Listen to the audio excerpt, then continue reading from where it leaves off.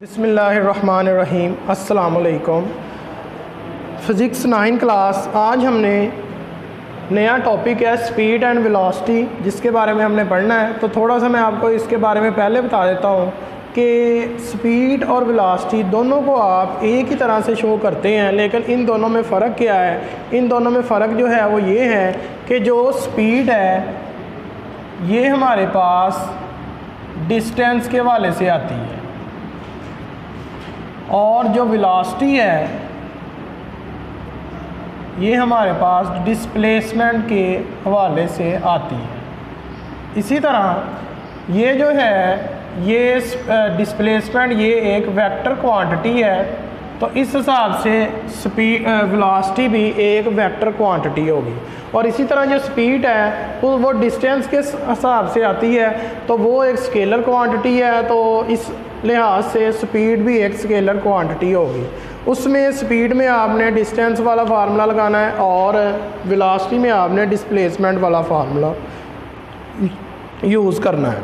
तो यहाँ पर देखें, सबसे पहले उन्होंने यहाँ पर लिखा है what information do we get by knowing the speed of moving object.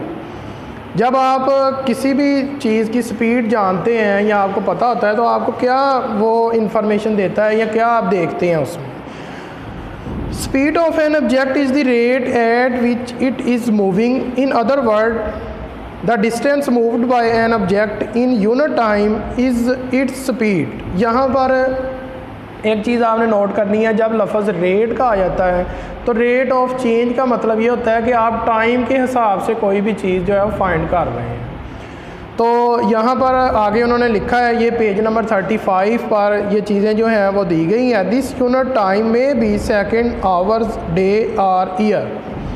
तो ये जो यूनिट टाइम है वो सेकंड भी हो सकते हैं, घंटे भी हो सकते हैं, दिन भी हो सकते हैं और साल भी हो सकते हैं। तो डेफिनेशन है डिस्टेंस कवर्ड तय किया जाता है बाय एन ऑब्जेक्ट। कोई भी चीज़ जो है वो फासला तय करती है इन यूनिट टाइम, अपने यूनिट टाइम में, इज़ कॉल्ड इट्स स्पीड, उसको हम स्पीड कहते हैं। ये डेफिनेशन है। उसके बाद आगे इसका फार्मूला लिखा है, speed is equal to distance covered over time taken.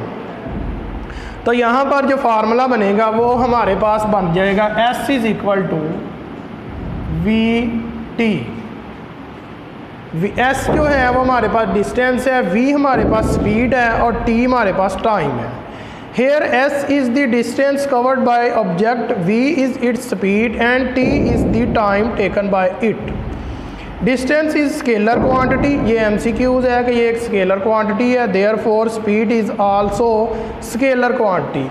तो इस लिहाज से ये भी एक स्केलर क्वांटिटी होगी। S unit of metre is speed is metre per second. तो यहाँ पर आप देखें वेलोसिटी है, तो यहाँ पर आपने अगर वेलोसिटी फाइंड करनी है तो ये बन जाएगी V is equal to S over T। तो ये फार्मूला बन जाएगा M मीटर पर सेकंड। क्योंकि टाइम डिवाइड में आ रहा है तो ये इसका यूनिट सेकंड होता है। ये जब ऊपर जाएगा तो पावर जो है वो नेगेटिव हो जाएगी। इसी तरह उसके बाद आगे यूनिफॉर्म स्पीड के बारे में लिखा हुआ है, तो इसकी भी डेफिनेशन आपने याद करनी है। ये बॉडी है यूनिफॉर्म स्पीड, एक जो बॉडी है उस वक्त यूनिफॉर्म स्पीड में होगी if it cover equal distance, जब वो इक्वल डिस्टेंस कवर कर रही होती है in equal interval of time. Interval of time जो है वो भी इक्वल होना चाहिए, वो चेंज ना हो। हाउएवर ताहम शॉर्ट द इंटरवल में भी, ताहम जो इंटरवल है वो कम से कम, छोटे से छोटा ही क्यों ना हो। ठीक है। इसी तरह उसके बाद जो नेक्स्ट है वो है वेलोसिटी। तो वेलोसिटी जो है, The velocity tells us not only the speed of body but also the direction along which the body is moving। Velocity जो है उसमें और स्पीड में क्या फ़र्क है कि वेलोसिटी सिर्फ हमें स्पीड ही नहीं बताती, बल्कि ये हमें डायरेक्शन भी बताती है। क्यों डायरेक्शन बताती है? क्योंकि ये हमने डिस्प्लेसमेंट से फाइंड की है, और डिस्प्लेसमेंट एक वेक्टर क्वांटिटी है, और वेक्टर क्वांटिटी में हम डायरेक्शन फाइंड कर सकते हैं। डायरेक्शन हमें पता होता है उसमें। तो इस लिहाज से हमारे पास यहाँ पर जो वेलोसिटी है वो एक वेक्टर क्वांटिटी है, और इसी तरह उन्होंने यही लिखा है कि वहाँ पर हमें सिर्फ स्पीड नहीं बताएगी बल्कि वो डायरेक्शन भी बताएगी। Velocity of body is a vector quantity, MCQs है कि वेलोसिटी जो है वेक्टर क्वांटिटी है। It is equal to displacement of body in unit time. Unit का मतलब होता है डिवाइड, जितने टाइम में वो डिस्प्लेसमेंट कवर करेगा उसको हम वेलोसिटी कहेंगे। डेफिनेशन है rate of change of displacement of body is called its velocity. जो भी डिस्प्लेसमेंट में चेंजिंग आती है टाइम के लिहाज से उसको हम वेलोसिटी कहते हैं। इसका फार्मूला है v इज़ इक्वल टू, अब इस पर आपने एरो लगाना है क्योंकि ये एक वेक्टर क्वांटिटी है ओवर t।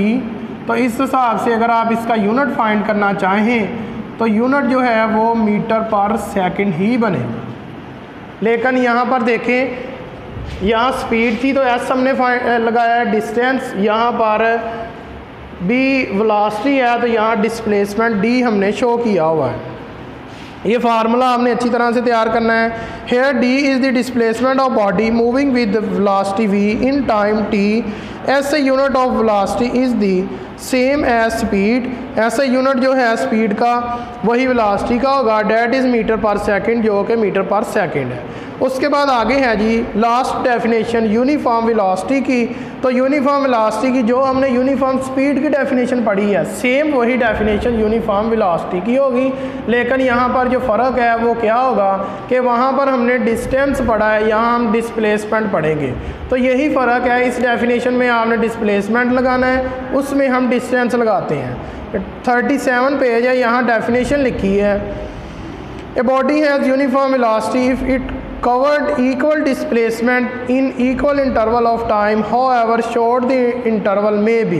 कि जितना भी वो फासला जो है डिस्प्लेसमेंट वो तय करेगा इक्वल इंटरवल ऑफ टाइम में, वो चाहे टाइम जो है कितना ही छोटा क्यों ना हो। तो ये सारी की सारी डेफिनेशंस हैं, इसमें यूनिट्स हैं, डेफिनेशंस हैं। MCQs के लिहाज से आपने ये याद रखना है कि कौन सी जो क्वांटिटी है वो स्केलर है, कौन सी क्वांटिटी जो है वो वेक्टर क्वांटिटी है। ठीक है, अस्सलाम वालेकुम।